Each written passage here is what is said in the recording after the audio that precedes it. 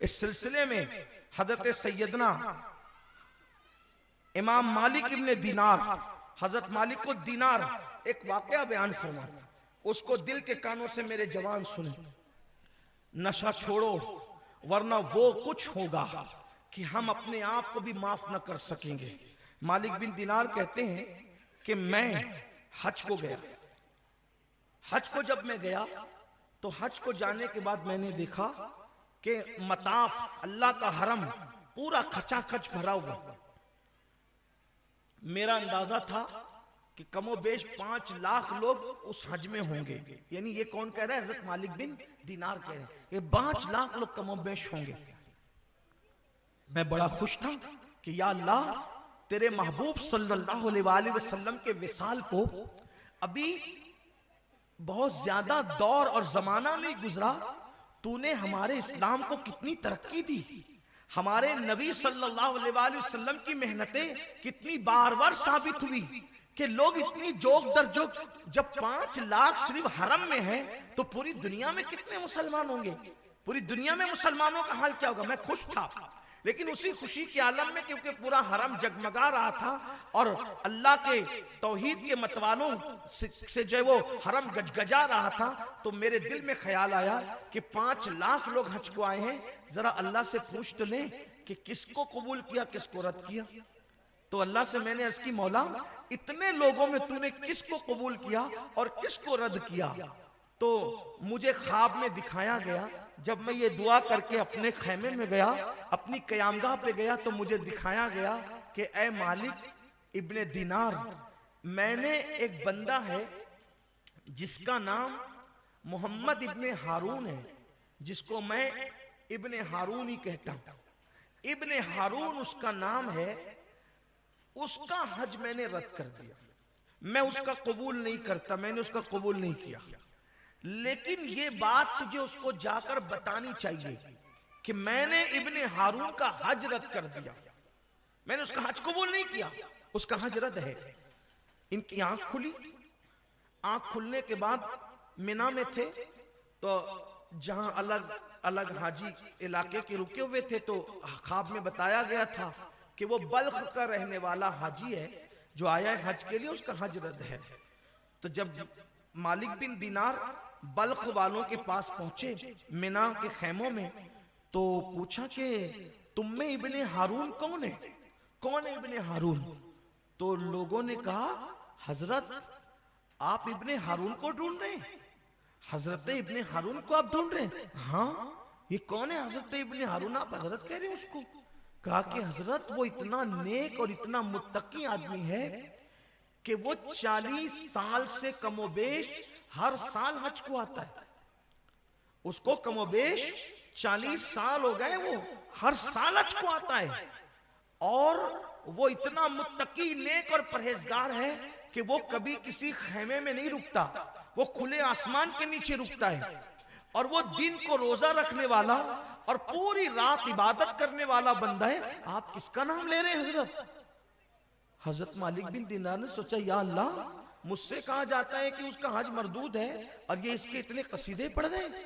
बहरहाल हजरत मालिक बिन दीनार को एहसास हुआ कि अवाम की बात का बहुत एतबार नहीं करना चाहिए, क्योंकि अवाम किसी के बारे में भी जो बातें करती है वो अपनी सोच के मुताबिक करती है। और आपसे कहता हूं, अगर पब्लिक आपकी तारीफ करती है, अवाम आपकी तारीफ करती है, उस पर बहुत फूलने की जरूरत नहीं है, बहुत खुश होने की जरूरत नहीं है।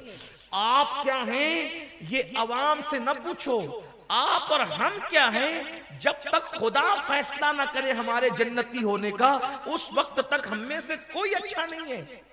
अच्छाई उसी वक्त है जब वो जन्नती होने का फैसला कर दे, वरना कुछ नहीं है। किसी की तारीफ से कुछ नहीं होता जाता।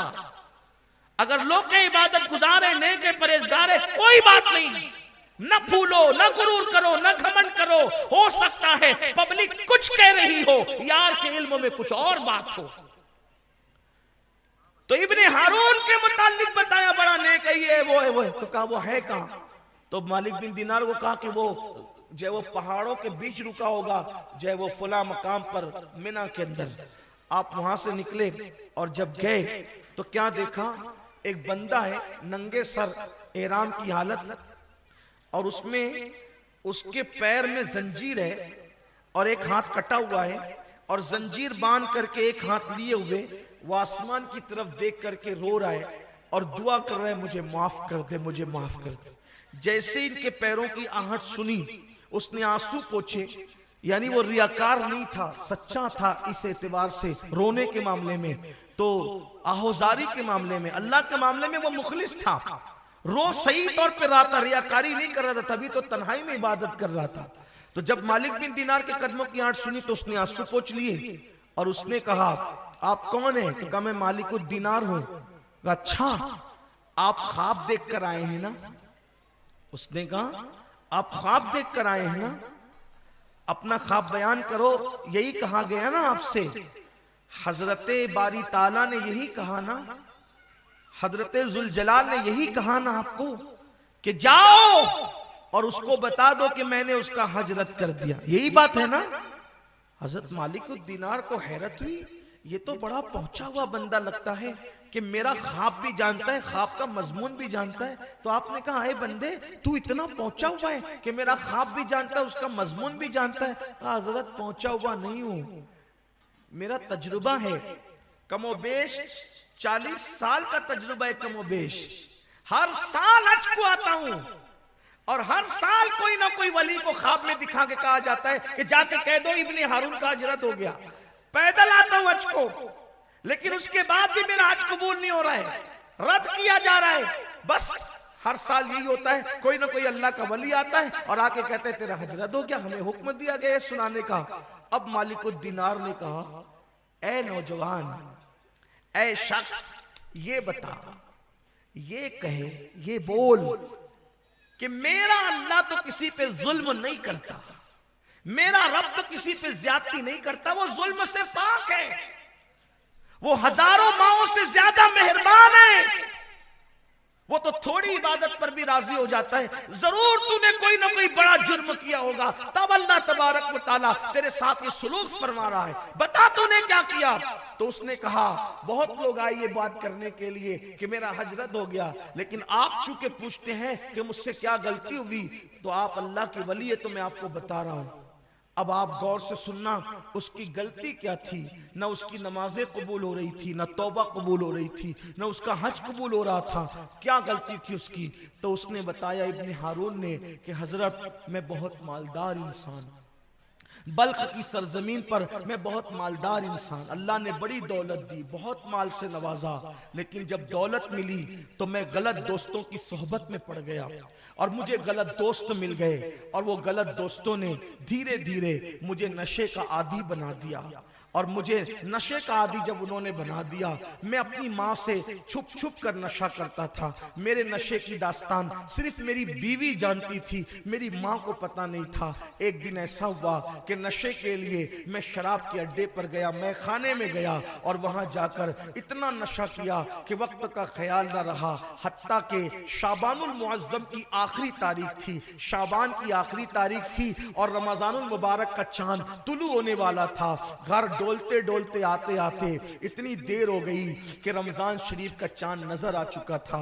अब रमजान शरीफ का चांद आज नजर आता है तो हमारे गुंबदों मीनार के शहर मालेगांव में क्या हालत होती है, हालांकि हम हिंदुस्तान में रहते हैं, क्या प्यारा समा लगता है। लोग तरावी की तैयारी कर रहे होते हैं, कितना अच्छा लगता है। मुझे तो ऐसा लगता है कि ईद के दिन से ज्यादा खूबसूरत वो समा नजर आता है जब लोग रमजानुल मुबारक का चांद देखकर, कोई कपड़े पहनकर, गुसल करके तरावी के लिए मस्जिद की तैयारी कर रहा होता है। हाफिज साहब लोग इशा के वक्त का इंतजार कर रहे होते हैं और वो रात भी बड़ी खूबसूरत होती है। वो रात इतनी अच्छी होती है, रमजान शरीफ की पहली रात, अल्लाह पाक जन्नत के दरवाजे खुलवा देता है और अर्श के नीचे से एक हवा चलती है और उस रात को अल्लाह अपने बंदों को रहमत की नजर से देखता है और जिस जिस पे रहमत की नजर पड़ जाती है उन सब पर जहन्नम की आग हराम कर दी जाती है, उन सब की बख्शिश कर दी जाती है। बड़ी खूबसूरत है रमजानुल मुबारक मुबारक की पहली रात इब्ने हारून कहता है, ऐ मालिकुद्दीनार, मैं नशे करके नशे के बाद घर आया तो चांद तुलू हो चुका था रमजानुल मुबारक का, लोग इबादतों की तैयारी कर रहे थे और मैं डोलते हुए आया। मेरी अम्मी ने मुझे पहली मर्तबा नशे की हालत में देखा। जब मेरी माँ ने मुझे पहली बार नशे की हालत में देखा, चूंकि वो मेरी माँ थी, मैं अपनी माँ का बड़ा फर्माबरदार बेटा था, मैं अपनी माँ का बड़ा वफादार था। मेरी माँ मुझसे जो कहती थी मैं अपनी माँ की बात पूरी कर देता था। लेकिन आज मैं नशे में था, आज मैं नशे में था। काश मेरी कौम का जवान अपने हाल पर रहम कर ले, काश मेरी कौम का जवान अपने हालात पर रहम कर ले, अपने लिए, अपने माँ बाप के लिए, अपनी आखिरत के लिए, अपने बच्चों के लिए, अपनी बीवी के लिए, अपनी कौमों के मुस्तकबिल के लिए अपने हाल पर रहम कर ले। इब्ने हारून की दास्तान पुकार पुकार करके लोगों को दावत इबरत दे रही है। इब्ने हारून कहता है, जब मैं नशे की हालत में लौटा, मेरी माँ ने मुझे पहली बार नशे में देखा। माँ ने देखकर गुस्से में आई और कहा, बदबख्त, रमजानुल मुबारक की पहली रात यहाँ शैतान भी कैद कर दिए जाते हैं, तू नशा करके आया। और मेरी माँ ने मुझे गुस्से में आकर एक तमाचा मारा, क्योंकि मेरी माँ का मैं बड़ा फर्माबरदार था। जैसे ही मैंने माँ का तमाचा खाया, अल्लाह अकबर, चूंकि मैं नशे में था और मुझ पर नशा सवार था, तो मैंने तमाचा खाने के बाद शैतान के हाथ की कठपुतली बन गया। और कठपुतली बनने के बाद मैंने नशे की वजह से अपनी माँ पर हाथ उठा दिया और मैंने अपनी बूढ़ी माँ को एक तमाचा मारा। लेकिन मेरी माँ ने तो मुझे एक तमाचा मारा था, लेकिन मैं नशे की वजह से इतना पागल हो चुका था कि मैंने एक नहीं, अपनी अम्मी को कई मर्तबा मारा। और मारते मारते मैंने अपनी बूढ़ी माँ को उठाया और उठाने के बाद जलते हुए तंदूर में मैंने अपनी माँ को फेंक दिया, जलते हुए आग में अपनी माँ को फेंक दिया। उसके बाद मुझे नहीं पता क्या हुआ। आखिरकार जब सुबह हुई, सुबह के वक्त मैंने अपनी बीवी को, फर्माबरदार बीवी को आवाज दी। मेरी बीवी ने बहुत तल्ख लहजे में जवाब दिया और तल्ख लहजे में जवाब देने के बाद मैंने पूछा, बीबी इतनी क्यों तल्ख हो गई है? तो कहती है, अगर रात का ख्याल ना होता तो मैं रात ही को घर से चली जाती। बदबख्त, कमबख्त, जब तू अपनी माँ का ना हुआ तो तू मेरा क्या वफादार हो सकता है? मैंने कहा, माँ का नहीं हुआ क्या मतलब कह रही हो, क्या बकती हो? क्योंकि मेरा नशा उतर चुका था, नशा खत्म हो चुका था। मैंने पूछा, क्या बक रही हो, माँ का वफादार नहीं? मैं अपनी माँ का से कितनी मोहब्बत करता हूँ तुम जानती हो। तो कहा, देख तेरी माँ का क्या हाल है। मैंने देखा मेरी माँ जली हुई रोटी की तरह, जले हुए कोयले की तरह मुर्दा पड़ी थी। मैंने पूछा, ये क्या हुआ, ये कैसे हुआ? मेरी बीवी ने पूरी दास्तान बताई कि तू नशे में था, तेरी माँ ने तुझे एक तमाचा मारा और तूने अपनी माँ को इतना मारा और मारते मारते तंदूर में डाल दिया। उस दिन मुझे एहसास हुआ, इब्ने हारून, तूने अपनी जिंदगी की बहुत बड़ी गलती की, लेकिन पछतावे से का होवत, जब चिड़िया चुग गई खेत। अब वो कुछ हो चुका था जिसका मदावा नहीं हो सकता था। तीर से, कमान से निकलने वाला तीर दोबारा कमान में वापस नहीं आ सकता था। ये दास्तान आगे बयान करने से पहले और गुफ्तगू एंड करने से पहले, ये मैं अपने गुंबदो मीनार के शहर में रहने वाले मेरी खूबसूरत जवानों से ये कहना चाहता हूँ, ऐ मेरी कौम के नन्हे मुन्ने फूलो, ऐ मेरी कौम का मेमार, ऐ मेरी कौम का मुस्तकबिल, ऐ मेरी कौम के तारिक बिन जियाद, ऐ मेरी कौम के मोहम्मद बिन कासिम, ऐ मेरी कौम के अपने दौर के खालिद इब्ने वलीद बनने का हम तुझे ख्वाब देख रहे हैं, लेकिन तुझे क्या हो गया? कौम का जवान कौम का मुस्तकबिल है, कौम का जवान कौम का मेमार है, कौम का जवान कौम की तरक्की का राज है, कौम का जवान मुल्क मिल्लत की आबरू है। ऐ जवान तू वही था जो कभी टीपू सुल्तान कहलाया, ऐ जवान तू वही था जो कभी खालिद इब्ने वलीद कहलाया, ऐ जवान तू कभी वही था जिसने कश्तियां जलाकर अंदलूस के साहिल पर तू तारिक बिन जियाद कहलाया। ऐ जवान तू वही था जिसने सिंध में इस्लाम का परचम उठा करके लोगों को इस्लाम के करीब किया। अल्लाह अल्लाह, आज तुझे तुझे क्या हो गया है कि तू शराब के कड़वे घूंट, तू कुत्ता गोली, तू भंग, चरस, हिरवाई, नशा करके अपने आप को तबाह कर रहा है। नहीं नहीं, तू तबाही के लिए नहीं, तू तो कौम का रोशन मुस्तकबिल बन सकता है। और याद रख, इब्ने हारून अपनी माँ का कातिल बना, तू भी अपने माँ बाप का कातिल बन सकता है। ये जरूरी तो नहीं कि तू भी अपनी माँ को चूल्हे में डाले, मगर एक बात कहना चाहता हूँ, ये मेरे दिल की आवाज है। खुदा करे जिन कानों को इसकी जरूरत है, मेरा अल्लाह अपने महबूब के सदके उन कानों तक पहुंचा दे। इब्ने हारून की माँ चूल्हे की आग में जली थी। अगर तुम नशा कर रहे हो तो तुम्हारे माँ बाप टेंशन की आग में जल रहे हैं, डिप्रेशन की आग में जल रहे हैं, तकलीफ की आग में जल रहे हैं। और सुन लो, इब्ने हारून की माँ चूल्हे की आग में जलकर चंद मिनट और चंद घंटों में निजात पा गई, लेकिन तुम्हारे माँ बाप, अल्लाह अकबर, तुमको टेंशन देख करके टेंशन की आग में जल रहे हैं, वो तो निजात नहीं पा रहे हैं, हर वक्त तो बेचैन है, हर वक्त बेकरार है। किसी का बाप किसी मौलवी साहब से तावीज लेके कहता है, हजरत कुछ करो मेरा बच्चा सुधर जाए। अल्लाह अकबर, अगर वो इस टेंशन में मर गए तो अल्लाह तुम्हें कभी माफ नहीं करेगा। याद रखना, इब्ने हारून के लिए तो बख्शिश के परवाने की कोई सबील निकल सकती है, क्योंकि उसकी माँ तो चंद मिनटों में जल के मर गई। कितना जलाओगे अपनी माँ को, कितना जलाओगे अपने बाप को। दुनिया की आग की जलन उतनी सख्त नहीं होती जितना औलाद को देखकर टेंशन की जलन सख्त होती है, तकलीफ की जलन सख्त होती है। उस बाप के दिल से जाके पूछ, उस बाप के दिल से जाके जिसका बेटा शराब पीता है, बल्कि वो शराबी लोग, वो नशा करने वाले लड़के, अगर अल्लाह उनको वो दिन न दिखाए, उनको अपने माँ बाप के दुख का एहसास उस दिन होगा, उस दिन जिस दिन उनका बच्चा नशा करके डोलते हुए आएगा, किसी को कत्ल करेगा, चोरी के केस में पकड़ा जाएगा, मार खाएगा, जेब काट के पकड़ा जाएगा, तो जो तुम्हारे दिल पे गुजरेगी, आज वो तुम्हारे माँ बाप के दिल पे गुजर रही है। तुम्हारे माँ बाप को जलील कर रहे हैं लोग माशरे में। और नशा करने वाले जवानों, आज जब तुम्हारे माँ बाप निकलते शादियों में, तो वो मुंह छुपा के निकलते, कहते देख वो फुलाने का, वो जो नशा करता है ना उसका बाप है, वो फुलाने का उसकी माँ है, उसकी बहन है। याद रखना, मैं एक ऐसे खानदान को जानता हूं, अल्लाह अकबर, जिनसे रिश्ता मेरे नाना के दौर से उस फैमिली से था।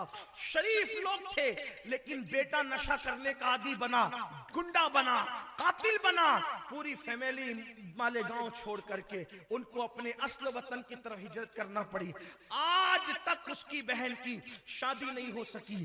क्यों? क्योंकि वो फुलाने की बहन है जो गुंडागर्दी करता है, कत्ल करता है, चीटर है। एक नशा, सबको तकलीफ। क्यों? क्या करते हो? क्यों करते हो? पूरे घर को, पूरे माशरे को, पूरे समाज को क्यों तबाह करते हो? निकलो इस खौल से, हिम्मत करो, हौसला करो। इब्ने हारून की बात पूरी कर दूं, अल्लाह अकबर।